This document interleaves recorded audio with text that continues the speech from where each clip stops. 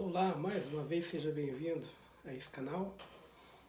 Hoje para tratarmos sobre uma questão que é uma questão bastante preocupante no nosso país e poucas pessoas acabam refletindo e entendendo, né, historicamente o porquê isso acontece, que é um grande preconceito de classe que existe, classe social. Né? Então, nós vemos hoje 238 bilionários brasileiros entrando para a revista Forbes, né? E esses 238 são responsáveis por por cerca de 1 trilhão e 600, quase todo o PIB do Chile, para vocês terem uma ideia. E a gente vê então crescer um grupo, né, de bilionários pelo mundo afora, mas pelo mundo afora existem países que fazem esse controle das grandes riquezas, como é o caso, por exemplo, do Japão, que taxa as grandes heranças. Essa taxa chega até 60%. No Brasil, o máximo da taxação que pode chegar, e poucos estados fazem cobram essa mesma taxa, é de 8%. Então, além, é claro, né, de a gente saber que a classe média principalmente a classe média que vive de renda de trabalho, há uma classe média que vive da renda de capital, mas principalmente a que vive da renda de trabalho, ela se coloca no mesmo nível porque ela quer imitar a classe alta. E acaba pagando os impostos. A classe média, que depende da renda de trabalho, principalmente o consumidor, que é feito das classes mais desfavorecidas. Então, qual a origem de tudo isso, né, historicamente? Bom, historicamente, então, há as questões que os historiadores, os sociólogos, os antropólogos, os estudiosos desse país já analisaram. Sérgio Buarque de Holanda, Gilberto Freire, Roberto da Mata, Florestan Fernandes, Raimundo Faoro, já fizeram uma grande análise, deram uma grande contribuição para que nós pudéssemos entender um pouco da nossa sociedade. Mas vamos olhar pela questão escravista, não no fundo patrimonialista, que é uma herança, né, do Estado português, que as pessoas mamam na teta do Estado, já que herdaram uma herança de corrupção muito grande e acabam reproduzindo. Mas se a gente olhar com um outro olhar, que é o que um sociólogo chamado Gessé Souza ele está propondo nesse momento, apoiando-se nesses estudiosos que eu comentei, né, porém apresentando uma outra trajetória, né, uma nova tese.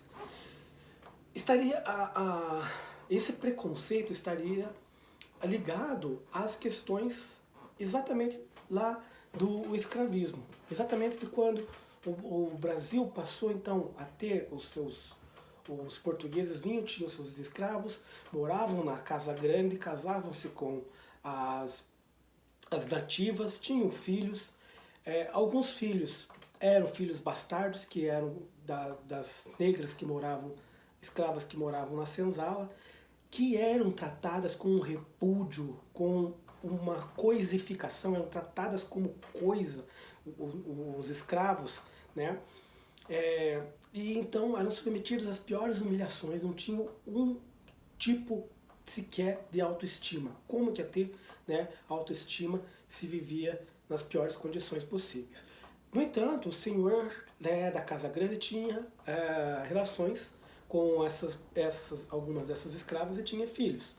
Gerou um grupo, né, intermediário. Esse grupo intermediário não queria se igualar de maneira alguma ao escravo, que era a coisa, né, o ser desprezível, no qual todos desprezavam e maltratavam. Então, e faziam os piores tipos de serviços. Para se distanciar, então esse grupo médio passou a fazer outros tipos de serviços que não eram exatamente aqueles que os escravos faziam. Então, ali começa a se delinear um grupo que não é o proprietário, mas que também não é o grupo da pior classe possível, né, dentro do país. Historicamente, isso vai se desenrolando, né? Depois nós vemos a independência, temos a vinda, antes da independência, logicamente, a vinda do príncipe herdeiro, que se torna rei, o rei Dom João VI, aqui no Brasil, e atribuindo vários títulos de nobres, né, nobiliários, as pessoas, e a partir daí, então, há um distanciamento maior. Nós não queremos se igualar a esse grupo, e aquele grupo mediano também querendo se distanciar e ser a própria classe alta.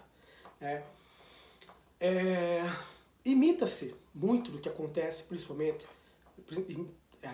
do que acontecia, né, na Europa, era imitado, e com o decorrer do tempo, então, a modernização que vem com Dom João, depois, principalmente com Dom Pedro II, né, os maquinários, as ferrovias, quem vai fazer esse serviço são exatamente esse grupo de homens livres. E os escravos aí, né, continuam, então, tendo aquele descaso, aquele preconceito, e por aí vai. Acontece a abolição em 1888 e a proclamação da República em 1889. Nenhum tipo de programação é feito, planejamento é feito para inserir o escravo, né, o ex-escravo na sociedade. Ele, em alguns casos, até se conforma em receber unicamente, e tem que se conformar, receber unicamente para a sua subsistência. Né? O trabalho simples era o que acabava ele então sendo submetido. Trabalho simples e os mais desprezíveis que esse homem da camada média não se submetia. Então, vai passando, né, de colônia, império, república, e o preconceito de classe, não só o preconceito pela cor, né, vai subsistir. E vai chegar à república, então, com esse tipo de preconceito. Os abastados vão ser favorecidos pela república, os seus interesses, né? Haja vista o convênio de Taubaté, que foi realizado na cidade de Taubaté para favorecer os proprietários, né, os grandes proprietários produtores de café numa crise econômica, uma crise, né, em relação à importação, à exportação, né, do café. Então o Estado compraria para favorecer esse grupo. Só para ilustrar com apenas um exemplo. Mas, então, hoje a gente dentro do Estado, então, esses grupos, né, os políticos acabaram, então, se articulando para defender esses abastados. E a classe média, que almeja ser e admira esses abastados, e muitas vezes até se engana, achando que faz parte desse grupo, então acaba reproduzindo, mas apesar de reproduzir o mesmo preconceito, o mesmo distanciamento, né, em relação às classes desfavorecidas, e o repúdio em relação às classes desfavorecidas apoia políticas públicas que venham a lhes favorecer. E não são favorecidas com isso, já que quem paga mais impostos no país, exatamente a classe média, que é de renda de trabalho, vive de renda de trabalho, a classe trabalhadora e uma classe, né, que depende de um grande favorecimento vindo do assistencialismo, que é o que garante também bastante votos no país.